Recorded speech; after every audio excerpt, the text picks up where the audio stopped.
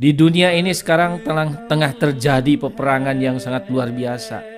Dan peperangan itu selalu dimenangkan oleh orang-orang yang memiliki materi yang banyak. Makanannya, pasangannya, ya, kebutuhan biologis binatang itu sendiri untuk berkembang biak jangan sampai dihalangi. Kita jadi dosa nantinya. Nah, ini untuk hadiah ini, hadirin dan hadirat yang berbahagia, perlu dipahami ya, menginginkan dia memberikan hadiah. Jadi hadiah itu bukan dipungut dulu dikumpulkan, itu bukan hadiah, itu lebih mendekati kepada judi. Makanya perlombaan-perlombaan yang kita adakan. Assalamualaikum warahmatullahi wabarakatuh. Hadirin dan hadirat yang berbahagia, para pemirsa di mana saja berada, kita jumpa kembali di dalam deresan Mustika Hidup. Ada request kepada saya agar saya menjelaskan kembali tentang pengorbanan di dalam Islam. Allah Subhanahu wa Ta'ala di dalam surat Muhammad ayat 39 berfirman, A'udzubillahi minasyaitonirrajim. Ha antum haula'i tud'auna litunfiku fi sabilillah. Al-ayat. Bahwa mereka suatu hari akan dipanggil untuk berinfak di jalan Allah Subhanahu wa Ta'ala. Ayat ini sangat jelas memerintahkan kepada orang-orang yang beriman, khususnya kepada kaum muslimin, untuk selalu berinfak di jalan Allah Subhanahu wa Ta'ala. Kalau kita perhatikan macam-macam infak di dalam Islam ini sebenarnya sangat banyak sekali. Hanya orang mungkin kebanyakan hanya mengenal tentang zakat, ya, sedekah yang lain-lainnya. Dan mereka hanya konsen di dalam zakat wajib yang dibayarkannya setahun sekali itu. Padahal kalau kita pikirkan bagaimana kita harus atau bertanggung jawab untuk mengembangkan Islam, mendakwahkan Islam ke seluruh umat manusia sebagaimana misi yang dibawa oleh junjungan kita Nabi besar Muhammad Shallallahu Alaihi Wasallam, bahwa beliau diciptakan atau beliau diutus oleh Allah Subhanahu Wa Taala adalah untuk sekalian alam, untuk semua umat manusia, ya, terkhusus untuk orang-orang yang sudah mengikuti, beriman, baiat kepada junjungan kita Nabi besar Muhammad Shallallahu Alaihi Wasallam. Nah, tentunya kalau kita hanya menunggu setahun sekali, kita bisa bayangkan keperluan hari-hari kita untuk berdakwah dari mana. Nah, maka di dalam Islam kita juga disunahkan selain membayar zakat wajib yang 2,5% itu, kita juga disunahkan untuk mengikuti contoh Nabi Muhammad Shallallahu Alaihi Wasallam dan para sahabat pada zaman itu. Beliau juga selalu menganjurkan ketika mau berjihad fisabilillah pada waktu itu untuk supaya para sahabat mengeluarkan infak, mengeluarkan iuran, mengeluarkan sedekah, atau banyak lagi hal-hal yang lainnya. Ada yang menyerahkan gelangnya, ada yang menyerahkan cincinnya. Apa saja yang mereka miliki pada saat itu tidak harus menunggu 1 tahun. Mereka menyerahkannya kepada junjungan kita Nabi besar Muhammad Sallallahu Alaihi Wasallam. Termasuk istri beliau sendiri, Hadrat Siti Khadijah radhiyallahu anha, harta yang beliau miliki semuanya diserahkan kepada Islam. Dan oleh Nabi besar Muhammad Sallallahu Alaihi Wasallam semuanya dibagikan kepada yang berhaknya. Dan dipakai untuk berjuang menegakkan ketauhidan. Yang hasilnya kita sendiri sekarang ini sedang merasakannya. Bagaimana hasil perjuangan pengorbanan mereka itu. Sehingga tauhid ilahi bisa tegak dan sampai kepada kita. Kita menjadi murid dari Nabi Muhammad Sallallahu Alaihi Wasallam. Jadi hadirin dan hadirat yang berbahagia, sungguhnya untuk mengembangkan Islam di seluruh pelosok dunia ini memerlukan materi, yakni yang merupakan pengorbanan dari kita semua. Di dunia ini sekarang tengah terjadi peperangan yang sangat luar biasa. Dan peperangan itu selalu dimenangkan oleh orang-orang yang memiliki materi yang banyak, memiliki harta yang banyak. Nah, sekarang harus bagaimana sikap kita sebagai umat Islam? Ya tentu, kita juga harus melawan peperangan itu. Tetapi ingat, peperangan sekarang ini adalah peperangan materi. Siapa yang lebih besar, siapa yang lebih banyak memiliki materi, memiliki dana, maka itulah yang akan menguasai. Maka oleh karena itu, di dalam Islam pun ada jalannya untuk itu. Maka sesungguhnya harus beramai-ramai umat Islam sekarang ini untuk berinfak fisabilillah, bersedekah. Dan harus ada yang mengumpulkannya, itu masalahnya. Saya kira banyak orang-orang yang baik di dunia ini, di dunia Islam ini, yang ingin menyerahkan semua hartanya. Tetapi mungkin mereka masih kesulitan. Kepada siapa harus menyerahkan harta bendanya itu, harta pengorbanannya itu, siapa yang akan mengelolanya? Nah ini, jadi di dalam hal ini kita tidak bisa lepas dari seorang pemimpin di dalam Islam ini. Ingat lagi, saudara-saudaraku yang tercinta, di zaman Rasulullah Shallallahu Alaihi Wasallam untuk menegakkan Islam itu masih diperlukan biaya, dan biaya itu pada saat itu Islam sedang dianiaya, sedang diserang, sedang diboikot, ya, dijajah oleh orang-orang kafir pada waktu itu. Sehingga untuk gerak pun seolah-olah sudah tidak ada ruang lagi untuk umat Islam pada waktu itu. Sehingga Allah Subhanahu wa taala mewahyukan pada junjungan kita Nabi besar Muhammad SAW agar beliau mempertahankan diri. Jadi pada saat itu harus mempertahankan diri dengan senjata pada saat itu. Jadi untuk saat sekarang tidak lagi harus dengan senjata. Sekarang zaman pena. Orang-orang menulis di dalam buku, di dalam selebaran untuk menjatuhkan nama Islam. Ribuan bahkan jutaan pamflet, jutaan buku yang mereka cetak yang isinya adalah memfitnah Islam. Maka perang itulah yang sekarang harus kita hadapi. Islam harus, di dalamnya harus banyak orang-orang yang mau mengorbankan hartanya. Untuk apa? Untuk melawan tadi itu. Dengan adanya harta, dengan adanya dana, dengan adanya sedekah-sedekah yang oleh kita dikeluarkan setiap saat, setiap waktu, maka dana itu akan dipergunakan untuk mencetak buku-buku yang merupakan jawaban terhadap tuduhan-tuduhan fitnah-fitnah itu sendiri. Hadirin dan hadirat yang berbahagia, saya kira untuk mengupas itu sangat panjang sekali. Di sini saya akan fokus kepada masalah pengorbanan. Di dalam Islam ini, hadirin yang berbahagia, tidak sedikit ya pengorbanan, jenis pengorbanan harta itu. Ada yang disebut zakat wajib yang 2,5% setiap tahun kita keluarkan. Ada juga sedekah sunat,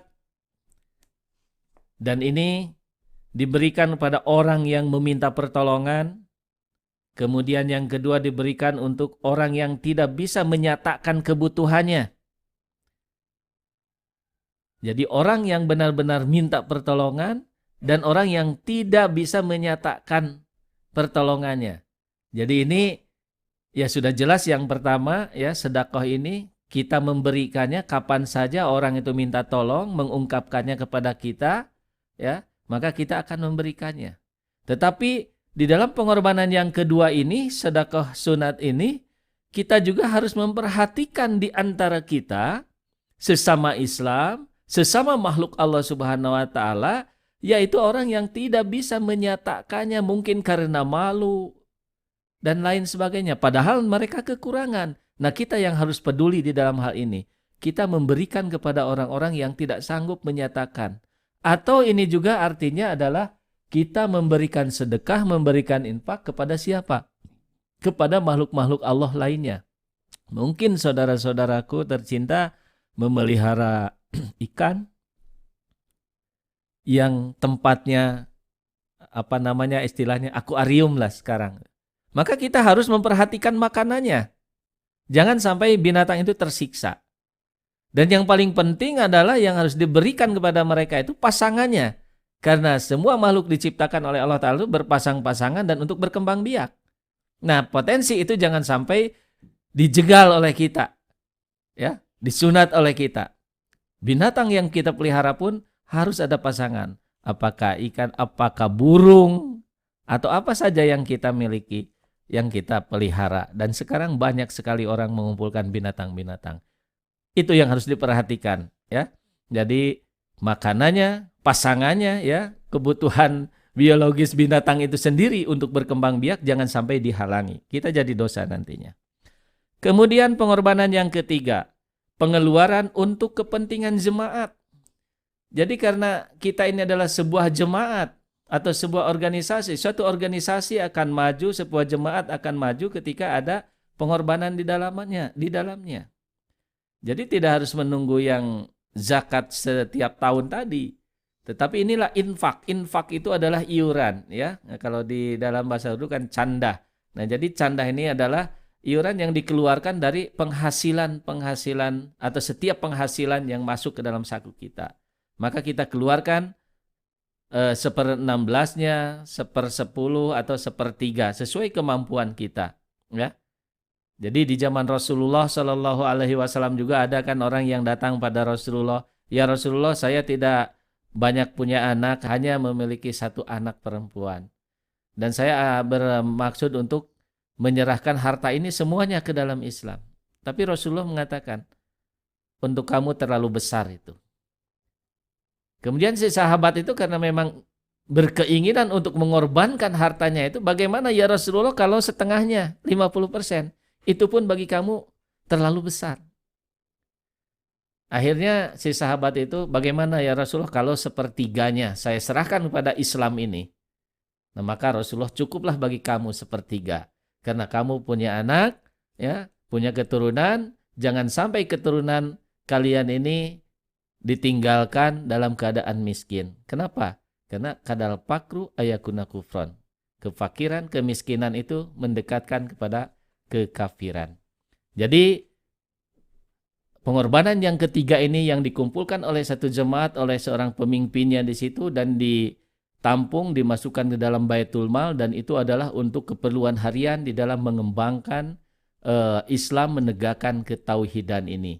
Jadi dalam jemaat kita ini adalah candah diantaranya itu. Dan itu dikeluarkan dari seberapapun kita mendapatkan dana atau uang tersebut. Kita keluarkan apakah 1/16, 1/10 atau 1/3. Kemudian yang keempat, di dalam Islam juga ada pengeluaran untuk bersyukur. Jadi syukur kita ini dalam Islam ini sangat luar biasa, bukan hanya dengan ucapan saja, mengucapkan alhamdulillahirabbil alamin, mengucapkan terima kasih dengan lisan kepada orang yang sudah berbuat kebaikan pada kita, tetapi syukur juga kita bisa melakukan memberi makan kepada fakir miskin, kepada saudara-saudara dan sebagainya dengan niat syukur. Jadi tasyakur. Jadi dana untuk tasyakur juga merupakan infak.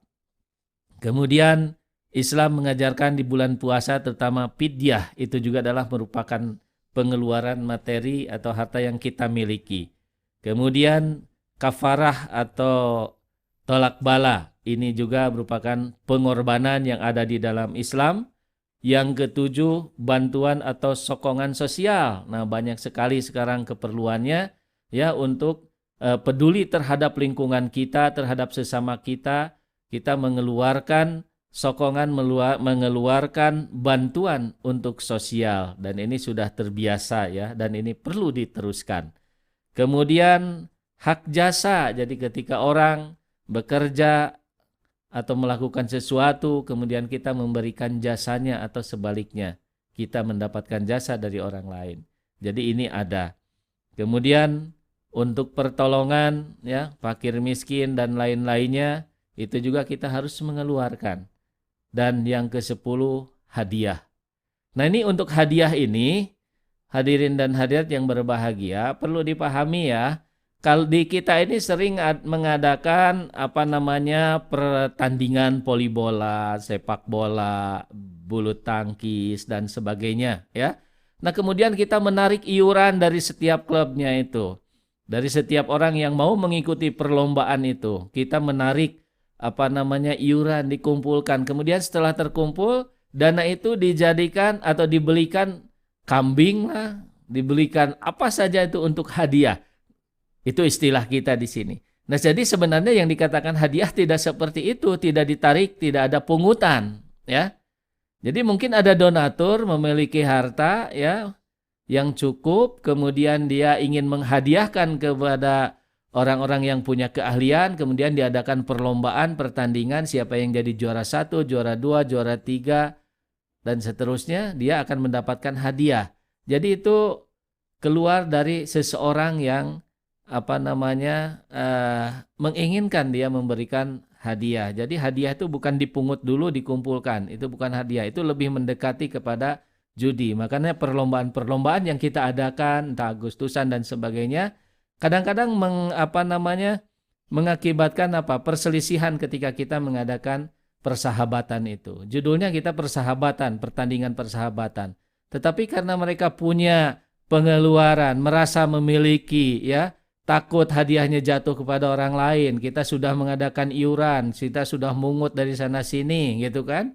Jadi merasa untuk mempertahankan itu, sehingga akhirnya kadang-kadang tidak sedikit menjadi perselisihan dan pertengkaran dan akhirnya jadi tawuran satu kampung. Nah, ini harus diperhatikan. Jadi untuk hal ini kalau mau kita mengadakan yang begitu, saya juga mengajak kepada orang-orang yang berada gitu ya, siapkanlah hadiah, kemudian adakanlah perlombaan gitu ya. Jadi tanpa ada pungutan-pungutan yang lainnya. Nah, ini diantaranya 10 yang pengorbanan di dalam Islam yang selalu kita lakukan, yang selalu kita keluarkan setiap bulannya, bahkan ada yang setiap hari. Jadi itu tergantung kepada kita. Hanya tadi yang nomor 3, pengeluaran untuk kemajuan jemaat itu biasanya diatur oleh organisasi atau jemaat itu sendiri. Ada aturannya. Jadi rata-rata itu adalah setiap bulan. Jadi kalau di dalam Islam kata sebagian orang tidak ada iuran itu, ya itu sebenarnya tidak tidak benar, ya. Jadi infak itu adalah iuran sendiri. Jadi iuran yang dibolehkan, yang disunahkan dari zaman Rasulullah Shallallahu Alaihi Wasallam. Nah, hadirin yang berbahagia, jadi bagaimana hikmah dari pengorbanan itu, ya? Bagaimana hadiah pahala dari Allah Ta'ala ketika kita melaksanakan pengorbanan? Bagaimana harta yang kita miliki akan menjadi berlimpah ganda atau akan malah kita menjadi miskin karena pengorbanan itu? Nah, insya Allah akan saya jelaskan dalam episode berikutnya. Wabillahi taufiq wal hidayah. Wassalamualaikum warahmatullahi wabarakatuh. बहुत हैं